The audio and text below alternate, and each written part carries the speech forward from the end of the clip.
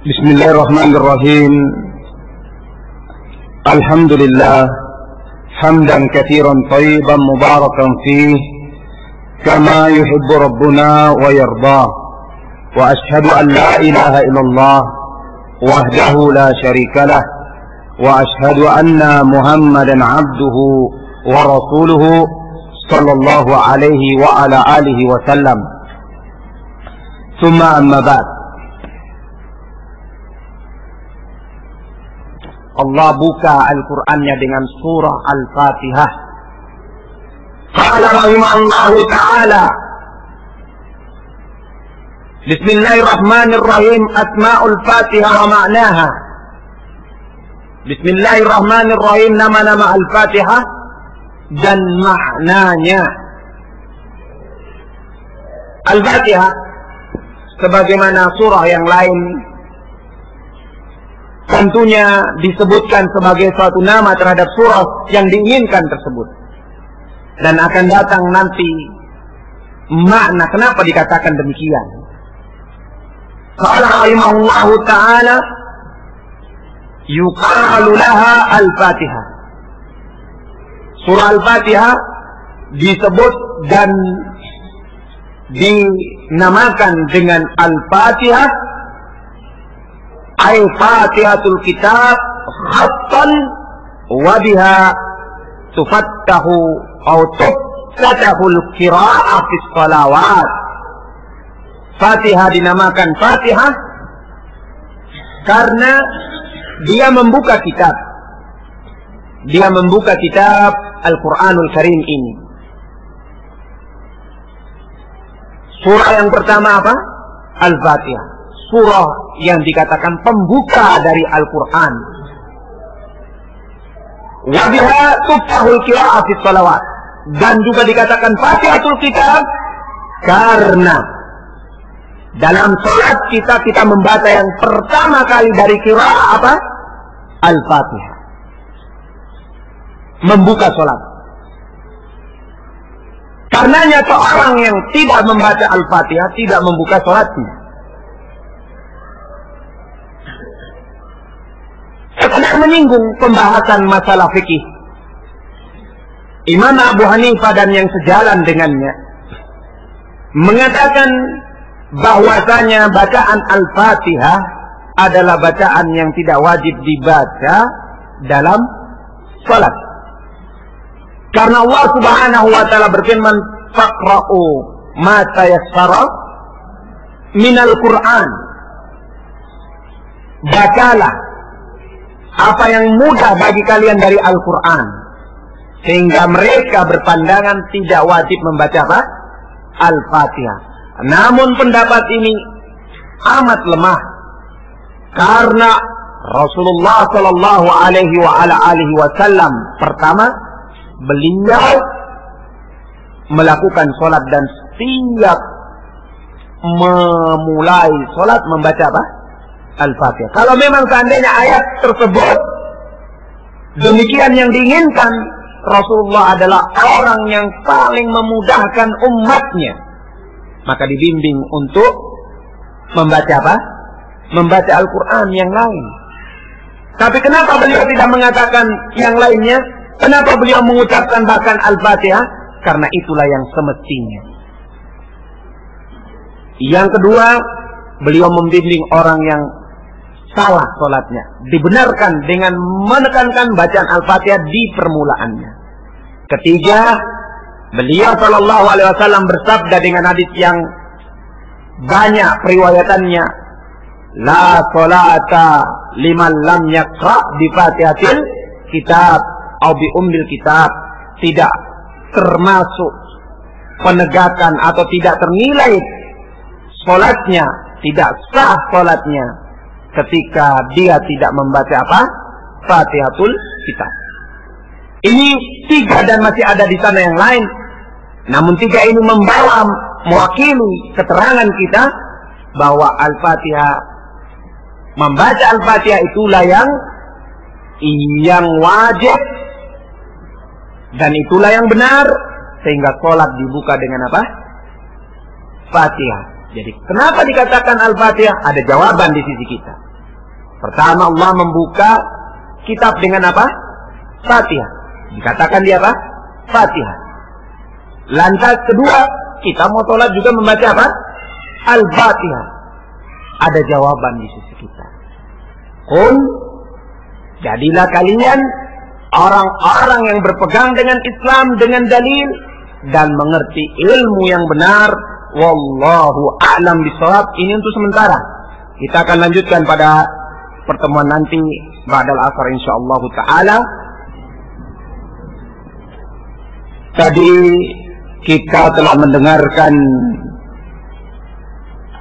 di antara penyebab surah Al-Fatihah dinamakan dengan Al-Fatihah. Di antaranya ada dua sebab. Dikarenakan dia membuka kitabullah dengan penulisan sebagaimana yang ada di hadapan kita dalam mushaf Utsmani.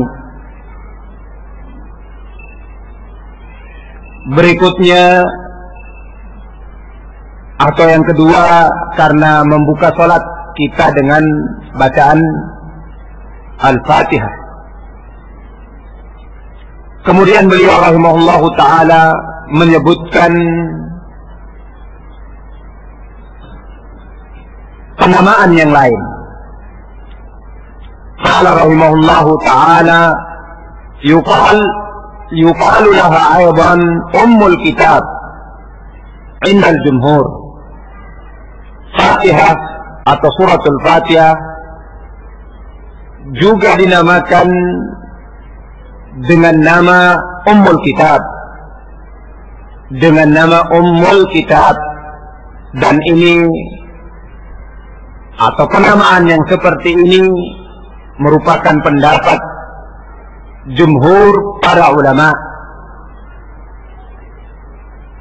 Kenapa demikian? Waqad thabata fi sahih 'inda Tirmidzi wa sahahahu an Abi Hurairah qala Rasulullah sallallahu alaihi wa ala alihi wa sallam alhamdulillahi rabbil alamin ummul Qur'an wa ummul kitab wa sab'ul matani wal Qur'anul azim. Karena telah pasti kabarnya dengan kabar yang sahih sebagaimana diriwayatkan oleh Al-Imam At-Tirmidzi rahimahullahu ta'ala dalam kitabnya Sunan dari hadis Abu Hurairah, dan dalam nuskhah manuskrip yang dipegangi oleh Al-Imam Ibnu Katsir didapatkan sahih pensahihan hadis tersebut oleh Al-Imam At-Tirmidzi. Disebutkan bahwa Rasulullah sallallahu alaihi wasallam bersabda, alhamdulillahi rabbil alamin, yakni suratul Fatihah, ummul kitab atau ummul Quran, ummul Quran wa ummul kitab. Alhamdulillahi rabbil alamin itu disebut atau namanya ummul Quran. Kalimat tentunya tidak tersamarkan di sisi kita semua. Artinya al-um, ibu atau pusat yang menjadi pusat atau induk. Seperti dikatakan Makkah ummul qura, pusat negeri-negeri atau induk negeri-negeri yang ada adalah Makkah sehingga dikatakan apa? Ummul Qura. Al-Quran apa? Al-Fatihah Ummul Quran. Dan juga dikatakan Ummul Kitab. Tentunya Alkitab, yakni Al-Quranul Karim, Kitabullah. Dari penyebutan Rasul Sallallahu Alaihi Wasallam, walaupun beliau tidak menjelaskan dengan sorah, dengan jelas bahwa namanya ini, tapi dengan penyebutan beliau Ummul Quran, Ummul Kitab, jumhur para ulama atau jumhur ulama lantas mereka memahami dan mengambil ketetapan bahwa ini adalah nama daripada surah Al-Fatihah dari nama yang lain, Ummul Kitab atau Ummul Quran. Wasab'ul Matani, dia juga Sab'ul Matani. Sab'ul Matani 7 ayat yang didapatkan padanya, 7 ayat yang ringkas tentunya, didapatkan padanya pujian dan sanjungan kepada Allah Subhanahu wa taala. Wal Qur'anul Azim juga alhamdulillahirabbil alamin sampai akhir daripada surah adalah Al-Qur'anul Azim. Kalamullah, firman Allah, Quran Allah yang agung. Demikian. Sehingga selain namanya Fatihatul Kitab juga dinamakan apa? Dinamakan Ummul Kitab atau Ummul Quran. Dan dalam penyebutan Sab'ul Matani juga Al-Quranul Azim. Wa yuqalu laha alhamdu, dikatakan pula surah Al-Fatihah dengan alhamdu. Kenapa dikatakan alhamdu? Juga jelas maknanya. Karena pada surah Al-Fatihah didapatkan pengumpulan pujian dan pencakupan pujian hanya untuk Allah Subhanahu wa ta'ala. Sehingga ketika seorang hamba mengatakan alhamdulillahirabbil alamin, seluruh pujian dengan bentuknya, jenisnya, yang bisa dia rangkumkan, yang bisa dia katakan, atau yang tidak bisa dia katakan, yang hanya Allah Subhanahu wa ta'ala bisa mengatakannya, semuanya untuk Allah Subhanahu wa ta'ala. Semuanya hanya untuk Allah Subhanahu wa ta'ala, bukan untuk yang lainnya. Sehingga alhamdulillahirabbil alamin hanya untuk dia pujian dan sanjungan tersebut. Demikian. Wa yuqalu laha, dikatakan pula as-shalah. Surah Al-Fatihah dikatakan as-shalah. Kenapa dikatakan as-shalah? Karena dalam satu riwayat yang diriwayatkan oleh Al-Imam Muslim dari hadis Abu Hurairah pula, liqaulihi sallallahu alaihi wasallam ar-rabbih, dikarenakan penukilan Rasulullah sallallahu alaihi wasallam tentang firman Rabb tabaraka wa ta'ala. Allah berfirman dalam hadis qudsi, qasamtu sholata baini wa baina abdi nisfaini. Aku membagi salat atau suratul Fatihah, salat dalam penyebutan qasamtu sholata, aku membagi salat, atau dengan makna surah Al-Fatihah antara saya, kata Allah, dengan antara hambaku, nisfaini, setengah-setengah. Setengah untuk Allah dan setengah untuk hamba. Lantas dilanjutkan oleh Allah Subhanahu wa taala, fa idza qala al-'abdu, Allah berfirman apabila hambaku berkata alhamdulillahirabbil alamin, qala Allah taala hamidani 'abdi. Apabila hamba ketika dalam salatnya mengatakan alhamdulillahirabbil alamin, Allah pun menyatakan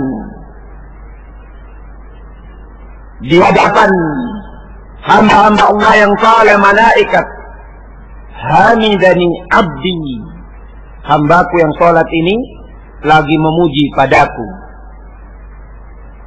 lagi memuji padaku. Al-hadis, yakni hadis tersebut diriwayatkan dalam periwayatan yang sahih sebagaimana telah kita dengarkan tadi. Wallahu a'lam bis-shawab. Hadis ini disimpulkan oleh para ulama bahwa alhamdulillah pula dengan nama apa? As-shalah, karena ada penyebutan as-shalah. Fatantus shalah, yang diinginkan shalah di sini adalah alhamdulillahirabbil alamin atau suratul Fatihah. Adapun berkaitan dengan hadis ini nanti akan kita dengarkan tentang surah Al-Fatihah, yang kita akan dapatkan beberapa faedah berkaitan dengan salat kita, berkaitan dengan salat kita dalam bacaan kita alhamdulillahirabbil alamin atau suratul Fatihah. Namun yang sekarang yang menjadi catatan bagi kita, alhamdulillah juga dikatakan apa? As-shalah, atau suratul Fatihah dikatakan juga apa? As-shalah. Jadi sudah ada beberapa keterangan. Lantas hakumiyat al-Fatihah shalah li'annaha syartun fiha. Juga para ulama mengatakan kenapa dikatakan as-shalah, karena al-Fatihah merupakan syarat salat. Al-Fatihah merupakan syarat salat.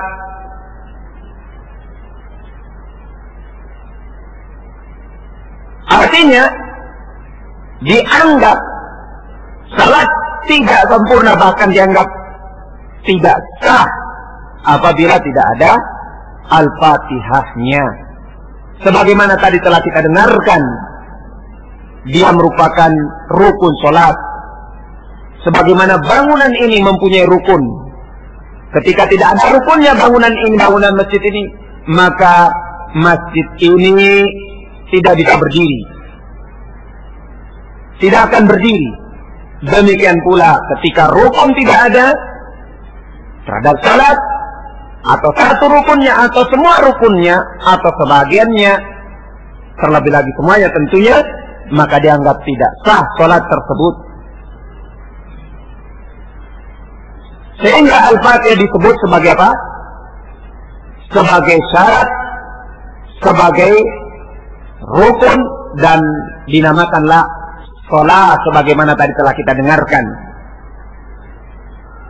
Terakhir yang bisa dinukilkan oleh Al-Imam Ibnu Katsir di sini, dinamakan pula suratul Fatihah Ar-Ruqyah.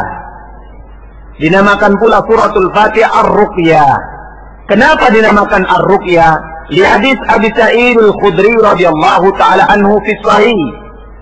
Dikarenakan ada riwayat dari Abu Sa'id Al-Khudri di dalam Sahih Bukhari dan yang lainnya, hina raqa biha ar-rajul as-salim, ketika beliau Abu Sa'id Al-Khudri meruqyah,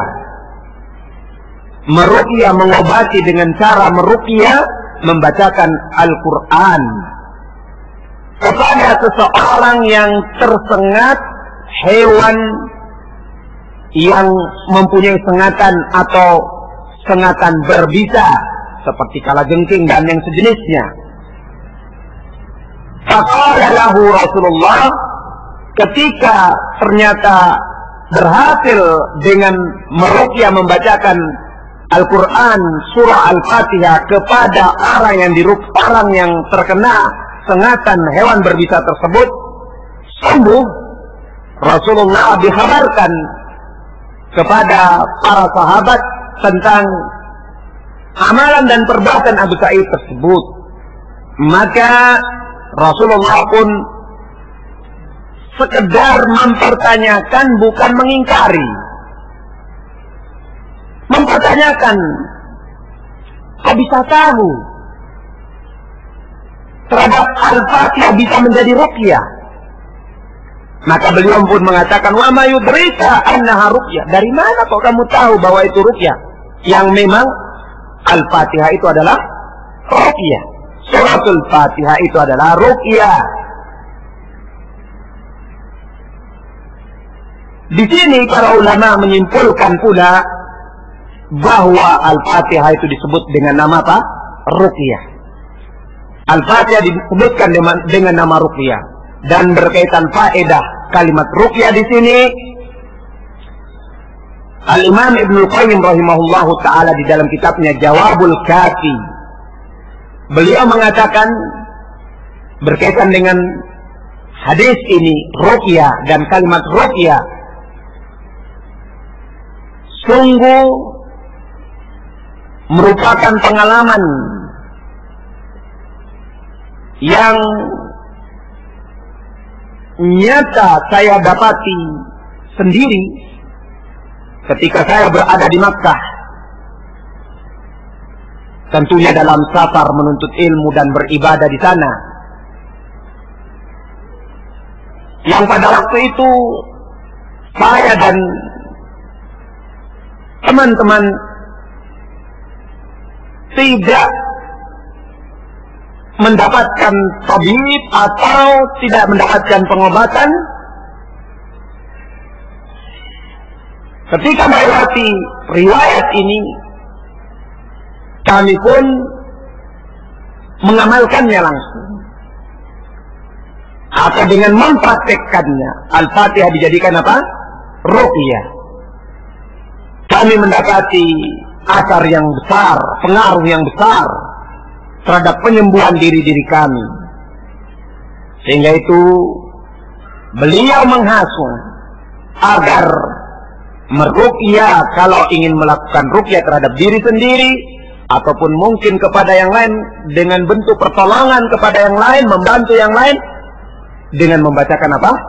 Al-Fatihah. Bukan Al-Fatihah jadi bahan bacaan yang dikirimkan kepada orang yang telah meninggal, atau dalam acara-acara yang tidak mendapatkan ajaran dan bimbingan dari Rasulullah SAW. Tapi Al-Fatihah untuk orang yang hidup, untuk meruqyah orang yang terkena sakit. Wallahu a'lam bishawab. Mungkin kita tidak menganggapnya suatu yang besar, tapi dengan keterangan ini kita mengetahui besarnya dan mulianya dan agungnya suratul Al-Fatihah tersebut. Sehingga di sini sebagai faedah bagi kita jangan meninggalkan surah Al-Fatihah dalam meruqyah diri-diri kita ketika kita mungkin tersengat binatang atau hewan berbisa, atau tertimpa musibah, sakit yang lain, atau keluarga kita, karena kita ketahui bacaannya mudah dan mempunyai pengaruh yang besar. Wallahu a'lam bishawab. Bacaan Al-Fatihah, tentunya diantara kita semua tidak ada yang tidak menghafalnya. Kita menghafal di luar kepala kita. Wallahu a'lam bishawab. Jadi disebut sebagai apa? Ar-Ruqyah. Ini diantara nama-nama Al-Fatihah dan makna kenapa dinamakan nama tersebut. Mudah-mudahan bermanfaat, dan ini sebagai akhir keterangan kita dalam kitab tafsir. Wa insyaallah ta'ala keterangan yang lain akan kita dapatkan pada pertemuan yang akan datang selanjutnya. Wallahu a'lam bishawab. Wa sallallahu wa sallama ala nabiyyina Muhammad wa ala alihi wa ashabihi wa man tabi'ahum bi ihsanin ila yaumiddin. Walhamdulillahi rabbil alamin. Tafaddalu barakallahu fikum.